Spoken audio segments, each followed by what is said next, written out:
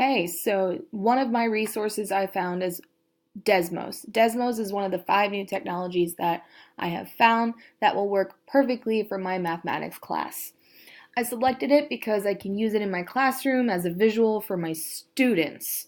My students need definite visuals and always need to see that other reason why.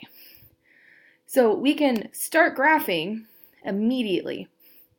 All you have to do is be able to know a quadratic formula or any other expression that could be used in mathematics. So I would do x to the squared plus 3x minus 4.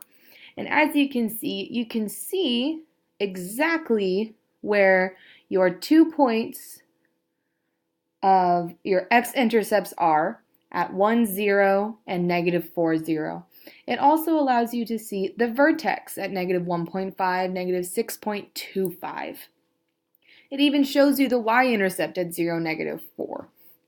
So this helps when we're dealing with any quadratics and how we're factoring, how we're graphing, and it allows for the students to design their own learning activities based off of this, so they can figure out all of the x-intercepts, y-intercepts, vertex, and then graph it, and then see if they're correct by checking on Desmos or just doing it themselves using this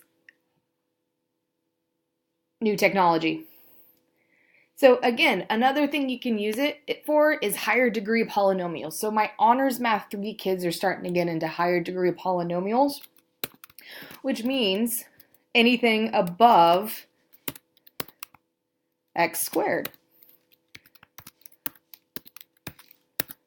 So as you can see, we're seeing a lot of stuff going on here. But in this higher degree polynomial, it shows you your 2 zeros. Again, those are all decimals, so they're not pretty. But what those kids can do is solve them quadratically, grouping, or anything else like that. Long division, synthetic division.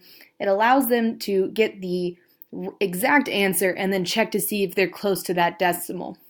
It also shows your y-intercept at 0, negative 1, and it shows you the vertexes of all 3 of your humps, which is pretty awesome because those are harder to find unless you have a graphing calculator.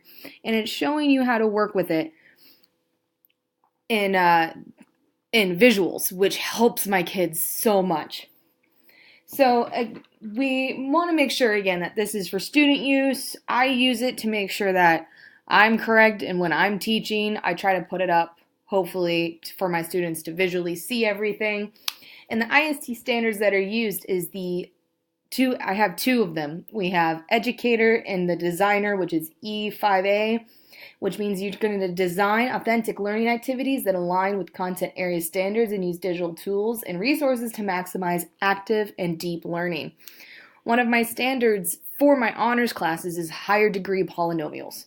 So this allows them to see the x-intercepts, y-intercepts, vertexes, and how the end behaviors are actually being graphed. Another IST standard is the facilitator of E6B, where we manage the use of technology and student learning strategies in digital platforms, virtual environments, and hands-on maker spaces or in the field. So again, most companies will use something to this manner if they really are looking at graphs. Again, higher polynomials are not used as often as we make them out to be in high school, but it allows them to use this technology, learn for the quadratics, and if I want to, I can always go back to my Desmos, and you can see that there is lines, parabola, standard form, vertex form. You can use trig. There's even conic sections when we start getting into calculus, along with the polar, parametric, and transformations when we start moving this stuff, moving graphs. This is a wonderful site, and I hope that most mathematicians and/or math teachers use this for their students so that they can visually see all of this stuff. I really enjoy it, and I hope you will too.